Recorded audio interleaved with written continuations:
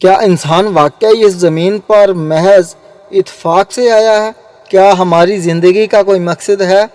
اور اللہ تعالیٰ نے انسان کو زمین پر کیوں بھیجا؟ یہ ایسے سوالات ہیں جن کے جواب ہر دور کا انسان تلاش کرتا رہا ہے۔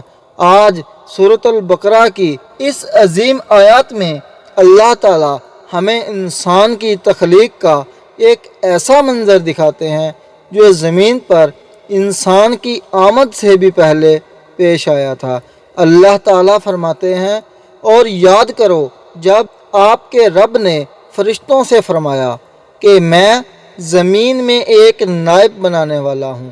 ذرا غور کیجئے، اللہ تعالیٰ نے انسان کو بے مقصد پیدا نہیں فرمایا۔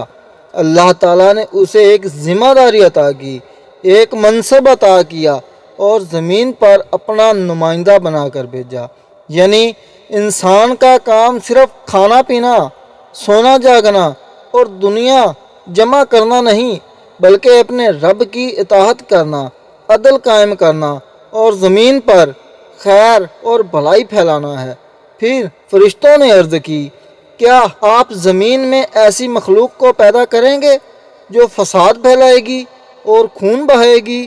ذرا غور کیجئے، فرشتے اعتراض نہیں کر رہے، وہ اللہ تعالیٰ کی حکمت کو سمجھنا چاہتے تھے، کیونکہ وہ جانتے تھے کہ انسان کو اختیار دیا جائے گا اور اختیار کے ساتھ آزمائش بھی آئے گی۔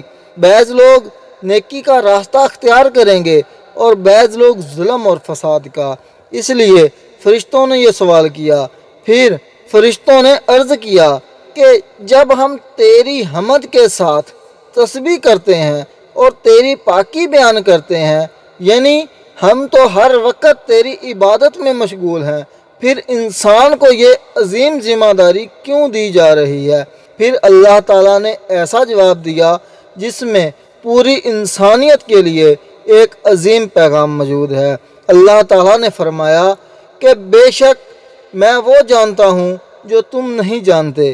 سبحان اللہ، کتنا عظیم جواب ہے۔ اللہ تعالیٰ کی حکمت انسان کی سمجھ سے کہیں زیادہ وسیع ہے۔ فرشتے صرف وہ دیکھ رہے تھے جو انسانوں میں فساد اور خونہ زیری کی صورت میں ظاہر ہوگا، لیکن اللہ تعالیٰ وہ بھی جانتے تھے جو فرشتے نہیں جانتے تھے۔ اللہ تعالیٰ جانتے تھے کہ انہی انسانوں میں انبیاء آئیں گے، صادقین آئیں گے، شہداء آئیں گے، صالحین آئیں گے، قرآن کے حافظ آئیں گے، راتوں کو رونے والے عبادت گزار آئیں گے، اپنے رب کے لیے قربانیاں دینے والے بندے آئیں گے۔ میرے بھائی، میری بہن، یہ آیت ہمیں یاد دلاتی ہے کہ ہماری زندگی محض اتفاق نہیں، ہم ایک مقصد کے ساتھ پیدا کیے گئے ہیں۔ اللہ تعالیٰ نے ہمیں عزت دی ہے، ذمہ داری دی ہے اور حق اور باطل میں فرق کرنے کی صلاحیت دی ہے۔ اب یہ ہم پر ہے کہ ہم زمین میں خیر کا ذریعہ بنتے ہیں یا فساد کا، لوگوں کے لیے آسانی پیدا کرتے ہیں یا مشکلات، اپنے رب کی اطاعت کرتے ہیں یا اپنی خواہشات کے پیچھے چلتے ہیں۔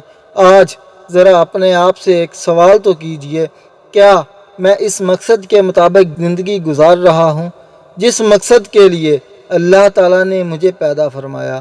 کیونکہ کامیاب وہی ہے جو اپنی زندگی کو اپنے رب کی رضا کے مطابق بنا لے۔ اے اللہ، ہمیں اپنی زمین پر خیر اور بھلائی پھیلانے والا بنا، ہمیں فساد اور گناہوں سے محفوظ فرما اور ہماری زندگی کو اپنی رضا کے مطابق گزارنے کی توفیق عطا فرما۔